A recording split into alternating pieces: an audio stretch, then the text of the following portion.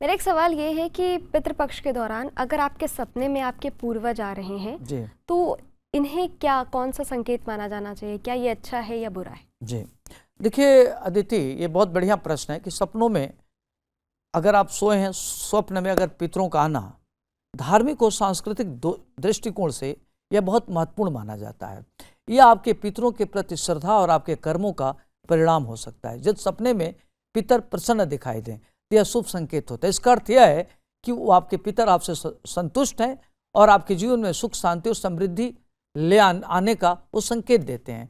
वहीं जब पितर दुखी हैं या रोते हुए दिखें तो यह चेतावनी है कि पितृ आपसे किसी कमी की वजह से दुखी हैं, नाराज हैं। ऐसे में पितृपक्ष में श्राद्ध, तर्पण और पिंडदान अवश्य करना चाहिए। इससे पितर सपने में आशीर्वाद देते हैं या कोई वस्तु देते हैं तो उनके प्रसन्न होने और आपके जीवन में समृद्धि आने का संकेत होता है। अगर वो कोई चीज़ आपसे मांगते हैं, इसका मतलब ये होता है कि वो अतृप्त का संकेत देते हैं, वो कहीं ना कहीं से परेशान है, सुखी नहीं है, तो इसलिए वो इस तरह का संकेत देते हैं। तो श्राद्ध या तर्पण या दान करना चाहिए पितृपक्ष में। पितरों के सपने विशेष महत्व रखते हैं।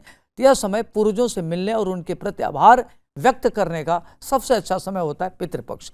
गाय को रोटी खिलाइए, तुलसी की पूजा करिए, पितरों के नाम पर दान करिए। यह सब करना अति शुभ माना जाता है। अगर हम संक्षिप्त रूप में अगर कहें तो पितरों के सपने आपके लिए संदेश लाता है। वही श्राद्ध और दान के माध्यम से उनके आशीर्वाद से जीवन में आपके सुख शांति और समृद्धि बनी रहती है। मेरा आखिरी सवाल आपसे ये है गुरुजी कि पितृपक्ष में हम जो भी अपने पूर्वजों को चढ़ाते हैं, उनके लिए हम अलग से थाली में निकालते हैं या जो भी पिंडदान वगैरह करते हैं, वो जो अन्न है वो हमारे पूर्वजों तक, हमारे पितरों तक कैसे पहुंचता है? जी, बहुत बढ़िया प्रश्न है। श्राद्ध में अर्पित अन्न पितरों तक कैसे पहुंचता है, ये तो बहुत महत्वपूर्ण प्रश्न है। धार्मिक मान्यताओं के अनुसार जब श्राद्ध और संकल्प के साथ पितरों का नाम और गोत्र का उच्चारण करते हैं तो अन्न अर्पित किया जाता है, तो वह अन्न उसके जो सूक्ष्म हावी होता है, सूक्ष्म शरीर तक पहुंचता है।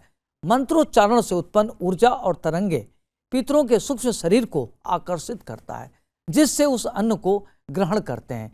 पितरों का आहार अन्न जल का सार तत्व होता है। जैसे मनुष्य को आहार अन्न है, वैसे ही पितरों का आहार अन्न का सार तत्व है, गंध और रस है।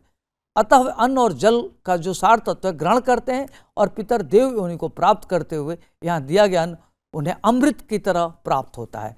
यदि वो गंधर्व बन गए तो अन्न उन्हें भोगों के रूप में प्राप्त होता है।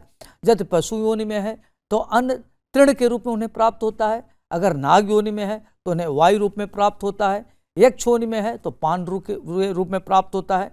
अगर राक्षस योनि में है तो अमिष के रूप में, दानव योनि में है तो मांस के रूप में, प्रेत योनि में है तो रुधिर के रूप में प्राप्त होता है। और वही मनुष्य बन जाने पर भोगने योग्य तृप्तिकारक पदार्थ के रूप में उनको प्राप्त होता है।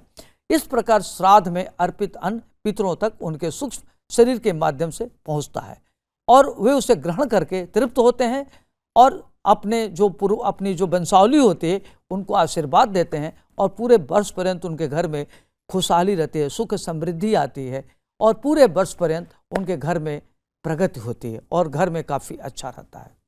इस वीडियो में दी गई जानकारी केवल पौराणिक मान्यताओं, धार्मिक विश्वासों और ज्योतिषीय तथ्यों पर आधारित है।